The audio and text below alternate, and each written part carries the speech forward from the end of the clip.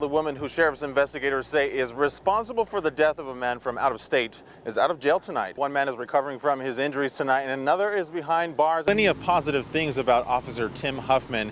Now, unfortunately, when he passed away, he became the 29th DPS officer to die in the line of duty. Back here live at Letitia Way in 9th place, as you can see, chalk marks still on the ground. A very sobering reminder that a crime scene was here just more than a day ago. It looks like Kelly's kind of showing me up with this costume out here. I'll send your message.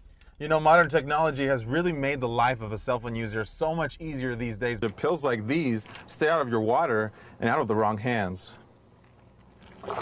The search is on tonight for the gunman responsible for the death of another man. Food and Drug Administration officials say you should shy away from supplements that claim to prevent or treat concussions. The holidays are full of joy, but if your cup is full of booze, officers say they will find you. He is gone, unfortunately, but definitely not forgotten. And as you can see behind me, officers today unveiled a marker to honor Officer Tim Huffman, and more importantly, to remember the officer and the person he was. Like a void. It's traveling alone. Just think about him all the time. 1 year after Arizona Department of Public Safety officer Tim Huffman died in the line of duty, the pain still runs deep. You're supposed to go before your children. Yeah, and I just get tore up.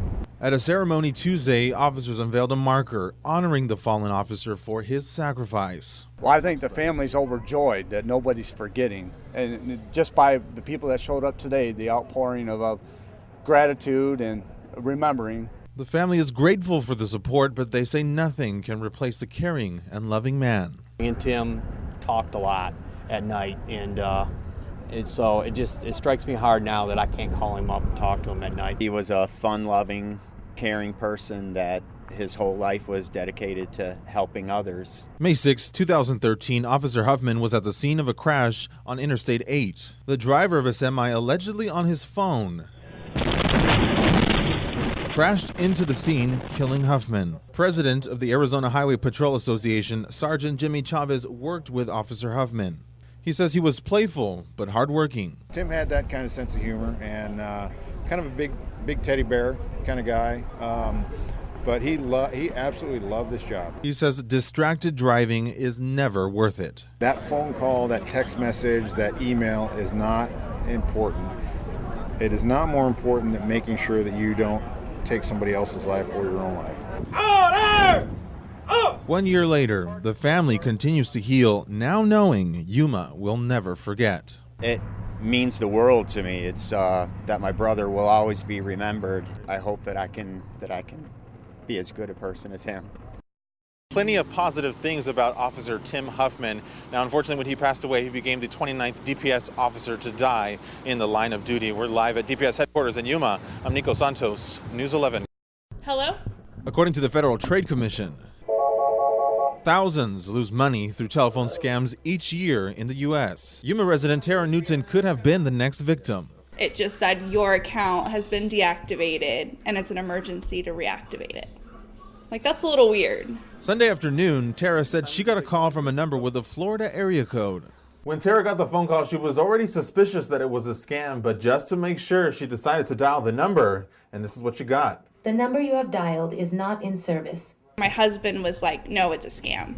Yuma County Sheriff's officials say he's right, and there's been a spike in this type of phishing scam around town. I received numerous calls this weekend about these two new scams, wanting to know your debit card number, want you to give the information. And that's not it. Scammers will lie right to your face. They'll go to a gas station or the mall, and they'll try to sell you equipment, but they're either broken already or they don't work at all.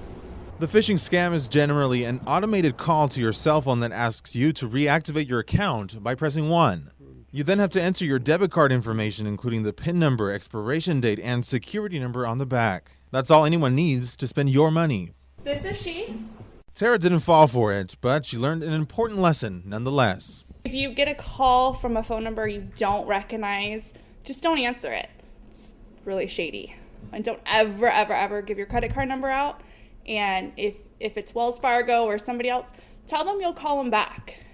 We all loved her so much. And that's going to be the hardest part, is to wake up every day knowing that, we're not going to get to see our friend anymore. For the friends and family of Jennifer Silva, it was a day of mixed emotions. Last month, Yuma police officers found a 28-year-old with a very serious gunshot wound. She later died at Yuma Regional Medical Center. The investigation has been ongoing, but Silva's mother says she wants answers now. We're trying to have a voice here about my daughter's murder.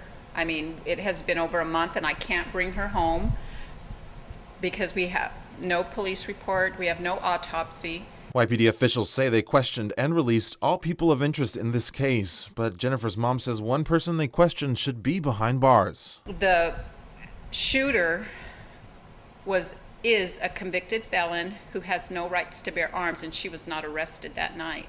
Concerned friends say Jennifer was caught in a domestic violence situation gone worse. We want to make sure that we can get any information that we can to prove that, that domestic violence was an issue, but our friend was the victim. So they took to the streets, wearing her favorite color. Friday's rally, they say, is one of many events they plan to bring awareness to domestic violence and to bring Jennifer's killer to justice. She was murdered by her girlfriend. There's no justice. Right now she's walking the streets and there's nothing that they're doing right now.